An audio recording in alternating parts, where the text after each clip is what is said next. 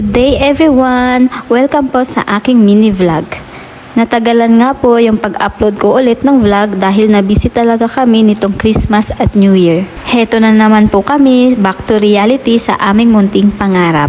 Nakaraan nga po ay pinatabasan namin yung matataas na damo at naglagay ng straw na bakod. Pinagsama-sama namin yung mga tuyong damo sa gitna ng lote namin para doon kami mag-umpisa magsunog. Yung partner ko na nga po yung magpapaapoy dahil marunong naman daw siya. Ginagawa daw nila ito dati sa isla yung nagkakaingin pa sila. Kung makikita nyo po ay nag-aapoy na nga po yung mga tuyong damo habang yung partner ko sa kabilang parte ng lote para daw mabantayan niya yung pagkalat ng apoy. Kailangan daw po talagang bantayan yung apoy kasi po kung sakali ay pwedeng madamay o masunog yung kabilang lote. Kung makikita nyo po ay napakalaki na ng apoy. Hindi na nga po ako lumapit masyado dahil lampas tao na. Sabi ng partner ko ay mag-ready na daw ako ng pangpatay sa apoy at tulungan ko siyang maghampas-hampas pag kumalat na masyado yung apoy. Kung hindi ka nga po talagang marunong sa mga ganitong trabaho ay talagang pwedeng kumalat yung apoy sa mga katabing lote. Nakaramdam na nga po kami ng gutom kaya nagmerienda po muna kami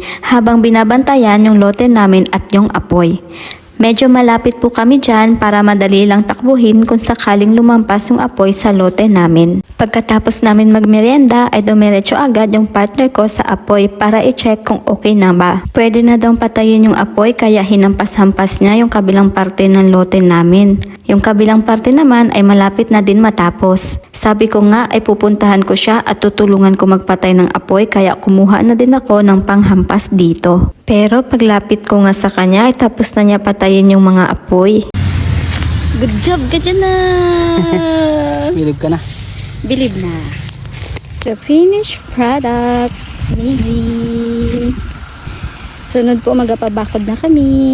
Natuwa naman kami dahil naging successful yung pagsunog namin ng mga tuyong damo sa lote namin. Sa sobrang init ng panahon dito sa amin ay nakakauhaw po talaga. Yung sigurado na po na wala na talagang apoy ay nagligpit at nagready na kami umalis. Babalik na lang po kami sa susunod na araw para magpabakod. Thank you po talaga Lord sa maghapon at salamat po sa inyong panunood. See you in my next vlog and God bless us all.